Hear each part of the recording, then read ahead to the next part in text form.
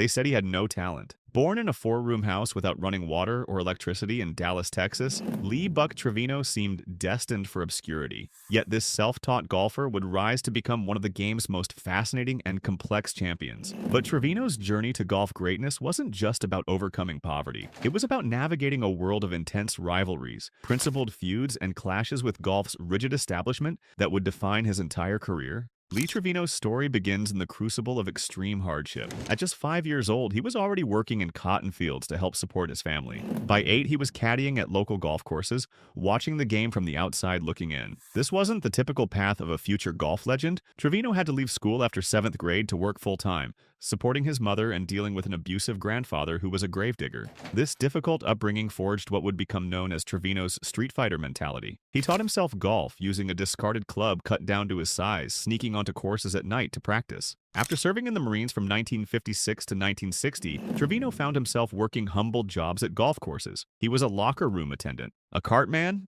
barely scraping by on his official salary. But his real education came from something far more dangerous and exciting. Trevino became a legendary money match hustler in El Paso, Texas. This wasn't casual weekend golf. These were high-stakes matches where performance meant survival. As Trevino himself said, "You don't know what pressure is until you've played for $5 a hole with only $2 in your pocket." This experience gave him what he called a killer instinct and a deep appreciation for raw, authentic competition. Make sure to subscribe to our channel and drop a comment below about what you think shaped Trevino's tough mentality the most. Was it his poverty-stricken childhood or those brutal money matches in El Paso? The defining moment that would reveal Trevino's complex character came through his relationship with one of golf's most powerful figures. Clifford Roberts was the co-founder and autocratic chairman of Augusta National Golf Club. Roberts, a Wall Street investment banker, ruled the Masters tournament with what many described as an iron fist for 45 years. He was known for his cold, intimidating presence and rigid control over every aspect of the tournament. For Trevino, a man who had fought his way up from nothing, the clash with Roberts was inevitable. It represented something much deeper than a personality conflict. This was a fundamental battle between two completely different worldviews. Roberts embodied the exclusionary, upper-class traditions of golf. Trevino represented merit-based competition, where skill and guts were all that mattered. Trevino openly admitted that he and Roberts could not stand each other.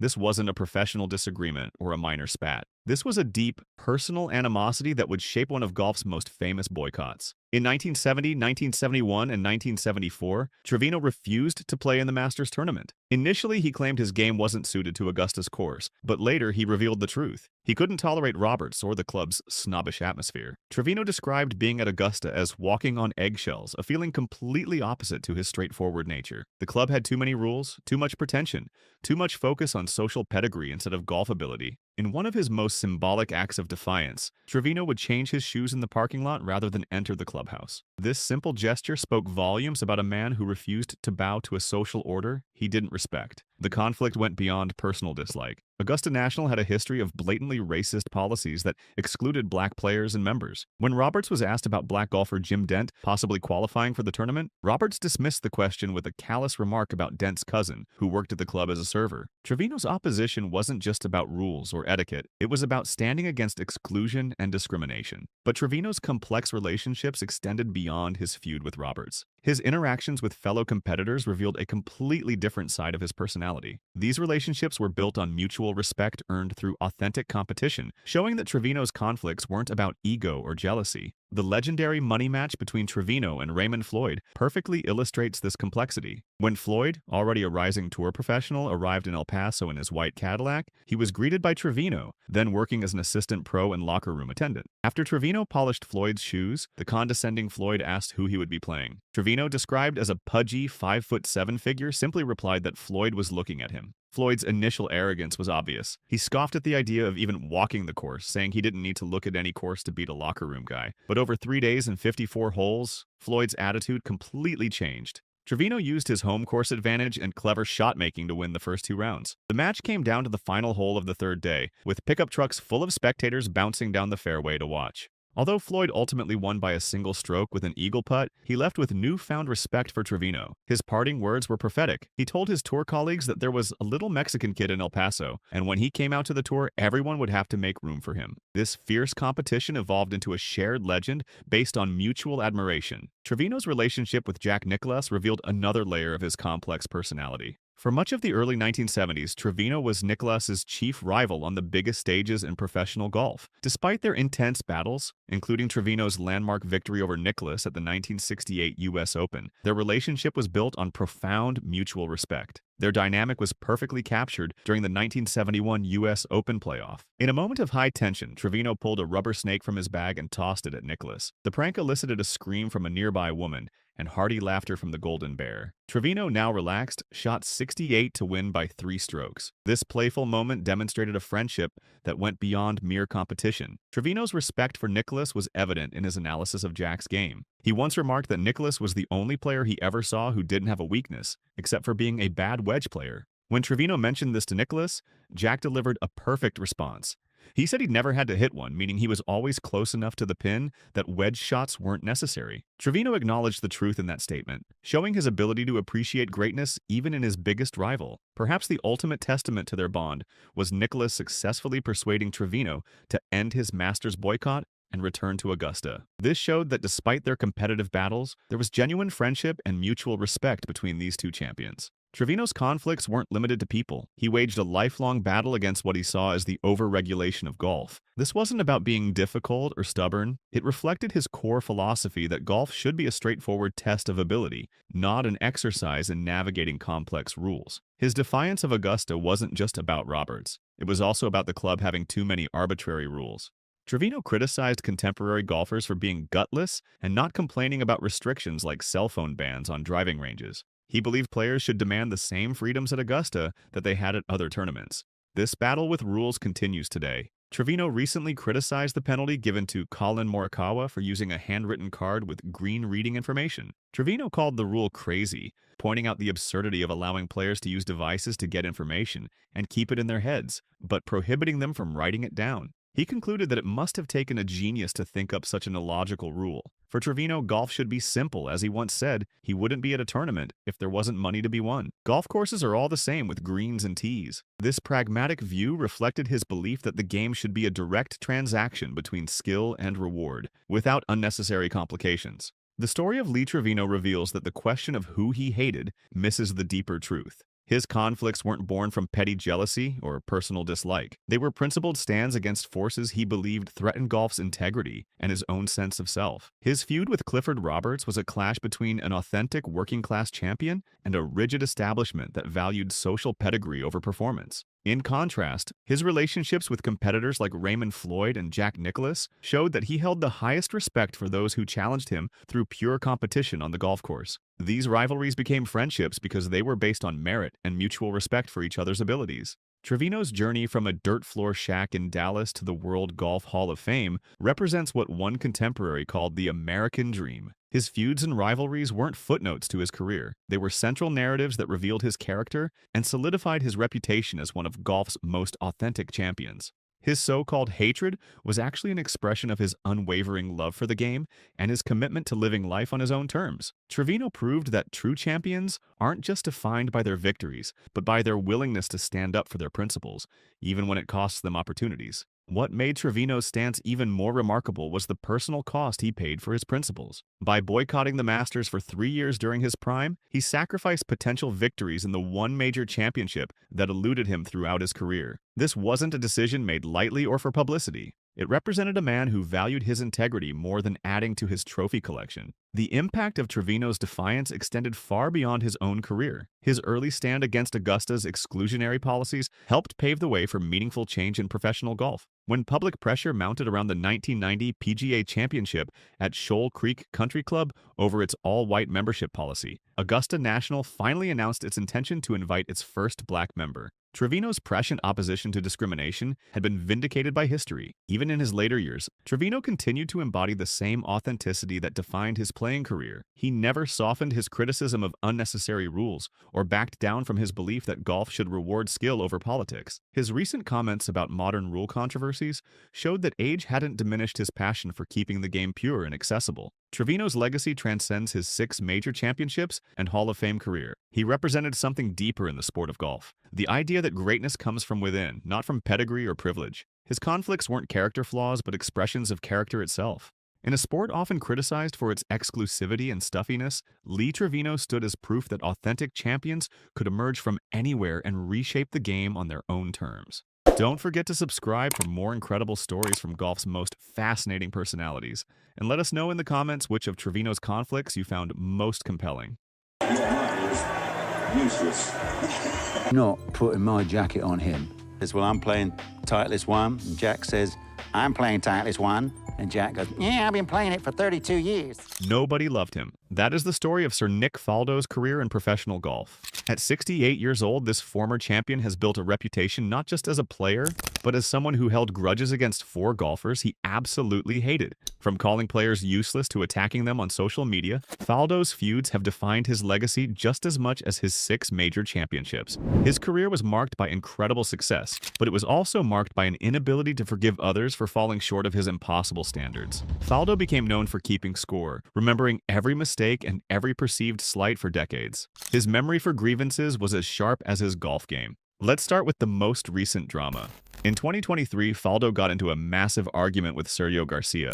It all started back in 2008 when Faldo was the European captain at the Ryder Cup. His team lost, and Faldo was furious. He blamed Garcia directly, calling him useless and criticizing his bad attitude. Garcia didn't fight back. Instead, he said he could say a lot about Faldo, but would not put himself down to his level. That was the beginning of a feud that lasted 15 years. But in 2023, things got much worse. Garcia blamed his friendship problems with Rory McIlroy on McIlroy's lack of maturity. Faldo saw this and exploded on social media. He called Garcia the most immature player he had ever witnessed in his entire life. This was Faldo's most spiteful attack yet, because Garcia was talented but let his emotions get in the way. Faldo could not stand that. Faldo has no patience for players who allow emotions to destroy their game. Even other former captains noticed how harsh Faldo was being. Sam Torrance, who had captained the European team before, criticized Faldo publicly.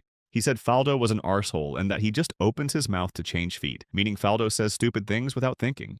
Torrance's criticism showed that Faldo's harshness had made him unpopular even among people in his own golf community. Now let's go back in time to understand how Faldo became this way. His career was built on one thing: total control. Faldo won 6 major championships, 3 Masters, and 3 Open championships. He held the #1 ranking in the world for 97 weeks. He won 43 professional tournaments total. This is a man who did not make mistakes. He said he did not want friends on the golf tour, he just wanted to beat people. Faldo created what people called the Faldo method, which was about doing everything perfectly. No mistakes, no emotions, just winning. His reserve and his distance from other players were not accidents. They were calculated strategies. Faldo wanted to stay focused and maintain his edge over everyone else. He built this wall between himself and the rest of the tour because he believed it made him stronger. In his mind, friendship and relationships were weaknesses that could compromise his competitive advantage. This is why he clashed with Paul Azinger so badly.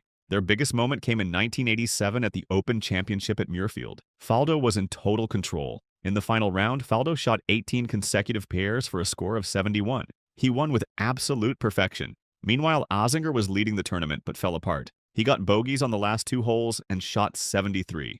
Faldo's cold, perfect game beat Azinger's emotional meltdown. This loss haunted Azinger for the rest of his life. He said his own achievements felt small compared to Faldo. Everything he did seemed minimized by Faldo's shadow. If you want to subscribe and share your thoughts on Faldo's icy personality, please do that now. Let us know in the comments if you think someone who is this cold and focused can ever be a good person. We really want to hear what you believe about this. But the rivalry with Azinger did not stop there. In 2008, they faced off again, this time as captains at the Ryder Cup. Faldo led the European team, and Azinger led the American team. Faldo used the same approach that made him great. He was strict. He demanded perfection. But his team did not respond well. His style was too harsh. Some players felt uncomfortable in the team room. Players felt that his rigid methods and his unwillingness to show any emotional support made the experience difficult. Azinger took a different approach. He created something called the pod system. He divided his team into groups based on personalities and playing styles, not just statistics. His team bonded better and played better. America won. Azinger, the player who spent his whole career feeling beaten down by Faldo, finally proved something important. He showed that Faldo's way was not the only way. In fact, Faldo's harsh method did not work when managing a team. It worked for his individual game, but it failed as a leader. This victory for Azinger was sweet because it came against the man who had made him feel inferior for so many years. Faldo learned that his methods, which produced championships as an individual, could not translate to leading other people who needed encouragement and support. Ozinger proved that people respond better to captains who understand them as human beings, not just as machines designed to win. This loss was difficult for Faldo to accept, because it challenged his belief that his way was the only right way to succeed at the highest level of competition. Now let's talk about Greg Norman. Their story is one of the most dramatic in golf history. From 1986 to the mid-90s, Faldo and Norman were the two best players in the world. They won major championships. They battled constantly. But one moment changed everything. The 1996 Masters at Augusta. Norman came into the final day with a 6-shot lead. This should have been Norman's day. Instead, something incredible happened. Norman completely fell apart. He shot a terrible 78. He hit 4 bogeys and 5 double bogeys. Meanwhile, Faldo stayed calm and perfect. He shot a 67, the best score of the day, and won by 5 strokes. This collapse is still remembered as one of the biggest chokes in golf history. After it was over, Faldo walked up to Norman and hugged him. He said, "I don't know what to say to you. I just want to give you a hug." It was a kind moment, but it was also a victory moment for Faldo. Norman's legacy was now defined by this failure, this loss, this collapse. Faldo had beaten him so completely that Norman would never recover from it. The image of Norman's defeat became permanent. People would always remember Norman for what he lost, not for all the majors he won or the golf he played so beautifully. But decades later, the fight came back. Norman became the head of LIV Golf, a new tour that tried to challenge the traditional golf establishment. Faldo hated this. He said Norman had absolutely wrecked everything he built. Norman had been great, but now he was leading something Faldo saw as fake and wrong. Faldo called LIV Golf a closed shop where 48 guys get paid tons of money without earning it. He said the tour was not really growing golf. He said it was hypocritical to take money from somewhere else and then claim to grow the sport. What really made Faldo angry was the idea of entitlement. LIV players wanted to play in the major championships like the Masters, but Faldo thought that was wrong. These players had left the traditional tour. They should not get to come back and play in the best events. Faldo compared it to an employee who quits their job, gets a new job, and then demands a bonus from their old employer. He said, "Don't get all uppity if people object when you come back." For Faldo, this was not just about golf rules. It was about integrity and tradition. The majors mean something because they are hard to get into. LIV was making golf meaningless, and Faldo would not accept that. He saw the tour as a betrayal of everything the sport stood for. In Faldo's view, Norman's involvement with LIV confirmed what he had always suspected, that Norman did not have the discipline and integrity that true champions possessed. The feud with Seve Ballesteros was different from the others. Seve was the opposite of Faldo. Faldo was methodical and planned everything. Sev was charismatic and emotional. He played by feel and instinct. Their main battles happened at the Ryder Cup. Faldo hated what he called Sev's gamesmanship. At the 1989 Ryder Cup, Sev tried to mess with Faldo's mind by questioning his ball choice during play. This was psychological warfare. It made Faldo angry because he believed in following rules strictly and playing with professionalism. But here is what makes the Sev feud different from the others. Despite all their rivalry when they saw each other at the 1995 Ryder Cup, they hugged, they embraced. Faldo respected Sev in a way he did not respect Garcia or even Norman. Sev was not just talented, he was a genius. At golf, his flamboyant style worked. He won. He led Europe to great victories at the Ryder Cup. Faldo could respect that, even if he did not like Sev's methods. This is why the Seve feud never became as bitter or as personal as the others. It was intense, but it lacked the long-term bitterness that defined Faldo's relationships with Garcia and Norman. Faldo's grudging respect for Sev showed that he could acknowledge greatness even in people whose styles were completely different from his own. So what does all this tell us? Faldo's criticisms of other players are always about the same things. He says players lack discipline. He says they cannot control their emotions. He says they do not respect the integrity of the sport. He thinks they are not serious enough about competing at the highest level. Every feud follows the same pattern. A player does something Faldo sees as unprofessional, immature, or disrespectful to the game, and Faldo attacks them. His standards are extremely high because his own standards were extremely high. He demands that other players meet the same level of control and focus that he achieved. When they don't, he judges them harshly. Faldo believes he is protecting golf from people who would cheapen its values. He sees himself as the guardian of what makes professional golf meaningful and worthwhile. In his mind, he is doing the sport a favor by calling out players who fall short. Faldo has become golf's judge of right and wrong. He uses his commentary platform to tell the world who is good and who is bad. He bases this on what he learned as a player. For him, the best golfers are the ones with perfect control, perfect discipline, and perfect respect for the game's traditions. Players who show emotions, make mistakes, or go against the establishment are wrong in his eyes. This makes him controversial. Some people think he is too harsh and too judgmental. Other people respect his standards and believe the sport needs voices like his. But nobody can deny that Faldo has opinions and he shares them loudly. He never backs down from a fight, no matter how many critics attack him for his negativity. Despite all the negativity and all the feuds, Faldo's own legacy remains one of unwavering competitive integrity and remarkable achievement that shaped modern golf forever. But I think Greg has to go, first of all. McIlroy, what do you think of him? Rory doesn't know anything, right? All due respect, Rory. And I think the focus would have been taken away a little bit if he had been here. So. Greg Norman absolutely hated 3 golfers throughout his legendary career, and at 70 years old, the Shark just walked away from his biggest battle yet. His quiet exit from LIV Golf in September 2025 marks the end of an era, but the feuds with Tiger Woods, Rory McIlroy, and Nick Faldo remain the defining stories of his legacy. These weren't just disagreements between competitors. They were wars that ultimately forced Norman out of the very organization he built from the ground up with Saudi backing. Norman's contract with LIV Golf expired in August 2025, and by September, he was gone. The silence of his departure couldn't be more different from the noise he created during 4 years as CEO. He'd already been replaced by Scott O'Neill earlier that year, pushed into the background before his final exit. Other executives left simultaneously, including Chief Marketing Officer Adam Harder and Senior Vice President of Partnerships Monica Fee. This wasn't just a retirement. It was a strategic removal, a cleansing that allowed LIV Golf to move forward without the most polarizing figure in modern golf history. The battle with Tiger Woods started long before LIV Golf existed. These two met when Woods was just 15, and Norman even convinced him to work with instructor Butch Harmon. They played practice rounds together at the Masters in 1995 and 1996, but that friendship shattered later in 1996 when Woods declined Norman's Shark Shootout invitation to play in the Australian Open instead. When Woods struggled with an opening round 79 in Australia, Norman publicly mocked him, suggesting Woods got a shock and might now appreciate why Australians play so well when they leave home. That comment set the tone for decades of tension between two of golf's biggest personalities. But if you think that early friction was intense, stick around, because what happened during the LIV Golf era was pure political warfare. Drop a comment below about which feud you think hurt Norman the most, and don't forget to subscribe so you never miss these deep dives into golf's biggest controversies. The LIV Golf split turned Woods into Norman's most powerful enemy.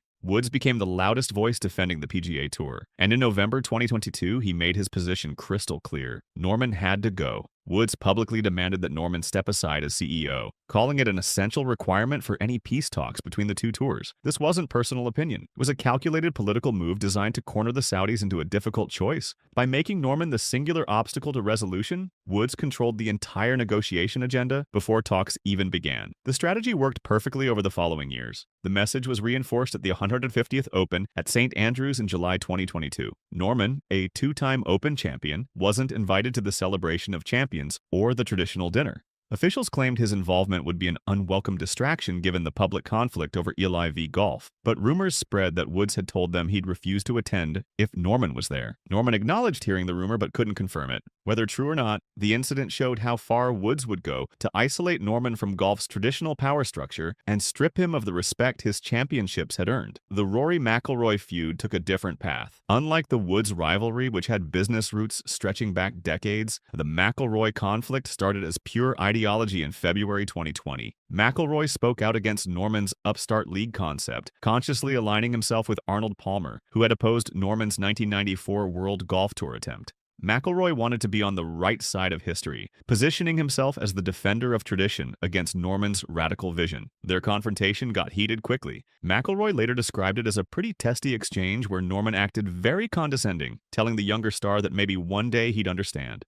That arrogance turned ideology into personal mission for McIlroy. There was a brief moment in early 2022 when McIlroy tried to make peace. After watching an ESPN documentary about Norman, McIlroy sent him a message of appreciation, remembering how Norman had helped him after his 2011 Masters collapse. Norman rejected that olive branch completely, publicly accusing McIlroy of being brainwashed by the PGA Tour. That response ended any chance of reconciliation and solidified McIlroy's determination to be as much of a pain in Norman's backside as possible. McIlroy McIlroy didn't just attack Norman's role at LIV. He went after Norman's playing legacy itself, weaponizing statistics in a way nobody had before. After winning the RBC Canadian Open for his 21st career PGA Tour victory, McIlroy made sure everyone knew that was one more than someone else, a direct shot at Norman's 20 tour wins. He then announced a goal to spend 332 weeks at world number 1 by the end of his career, specifically designed to surpass Norman's 331 weeks. This was statistical warfare using Norman's own achievements as weapons against him.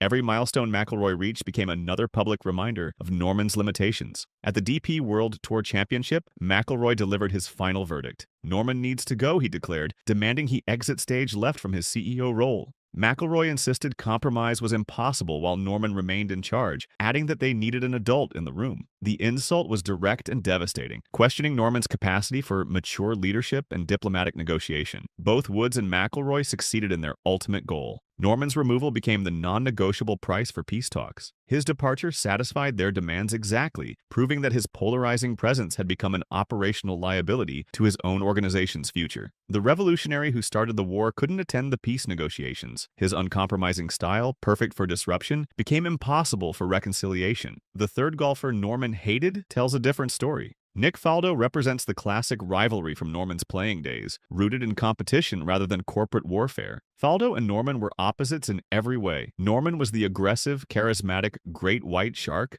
a risk-taker with power and flair. Faldo was methodical, technically precise, and stoic, grinding down opponents with relentless consistency. Norman himself described their dynamic as real because of these personality clashes that made every encounter compelling. The defining moment came at the 1996 Masters. Norman entered the final round with a 6-shot lead that seemed insurmountable. Instead, he suffered what became known as Augusta agony, collapsing to a 78 while Faldo shot a composed 67. Faldo won by 5 shots, claiming his third green jacket while Norman experienced one of golf's most painful psychological breakdowns. Despite the devastation, Norman walked straight into the media center afterward and answered every question, showing remarkable resilience even in defeat. That courage didn't diminish the pain of the loss. But Faldo never let Norman forget. The rivalry persists through media commentary and social media jabs. Faldo frequently offers reminders about 1996, especially around Masters time, keeping the wound open decades later. This competitive failure provides ammunition for critics like Woods and McIlroy, offering psychological evidence of Norman's vulnerability under ultimate pressure.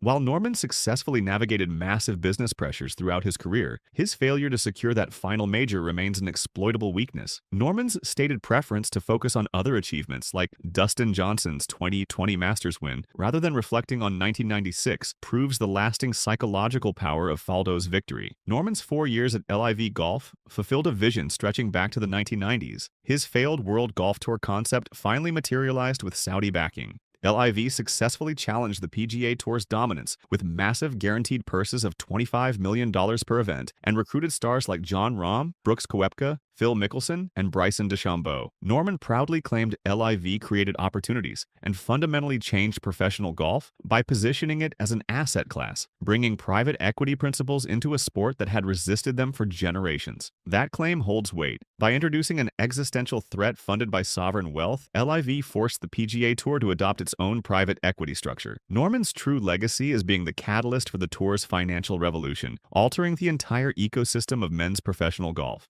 He won the war of concepts by validating his vision and forcing systemic change, even if he lost the war of public reception and commercial viability. The franchise model hasn't yet produced successful team sales, and LIV victories still don't carry the same weight as PGA Tour wins in the eyes of traditionalists. Following his September 2025 departure, Norman immediately pivoted back to the Greg Norman Company, his diversified entrepreneurial empire spanning dozens of businesses. New projects flooded in almost immediately. His golf course design firm began renovation work on a course that hosts the PGA Tour's Mexico Open, proving the Shark brand remains valuable within the traditional golf ecosystem, despite the LIV battle. He's expanding his Caribbean golf portfolio with a Four Seasons project and was reappointed Vietnam Tourism Ambassador through 2030. His farewell statement promised exciting times ahead, confirming his return to ventures where influence is enduring and commercially stable. As we wrap up, make sure to drop a comment sharing which of these 3 feuds you found most fascinating. Are you Team Norman, or do you think Woods and McIlroy were right to demand his removal? Subscribe and hit that notification bell because we've got more controversial golf stories coming your way. Norman's legacy at 70 is brilliantly complex. He's a global brand built on competitive prowess, amplified by extraordinary corporate conflict, and sustained by entrepreneurial genius. His LIV tenure fulfilled a decades-old vision, fundamentally altering golf's economics and governance. He proved the viability of a rival financial model and forced private equity into the traditional system, guaranteeing the sport will never revert to its previous structure. Even his critics acknowledge that Norman changed golf forever, but the feuds with Woods and McIlroy define the costs of that revolution. Both successfully leveraged his polarization, making his removal the prerequisite for dialogue. His quiet exit satisfied their demands, highlighting how his identity became a liability to the very organization he created. Meanwhile, Faldo's persistent rivalry ensures Norman's competitive record remains tethered to vulnerability under pressure despite 331 weeks as world number 1 and 88 professional victories across his career. Norman fulfilled the role of necessary revolutionary, the figure whose uncompromising actions force systemic reaction. By being removed as his opponents demanded, he paradoxically cleared the political path for golf's next evolution. His return to established commercial ventures, including work on PGA Tour venues, confirms the Shark brand's enduring value has been successfully decoupled from LIV's political toxicity. The disruptor who changed golf's economics will influence the sport long after the battle for its structure is resolved.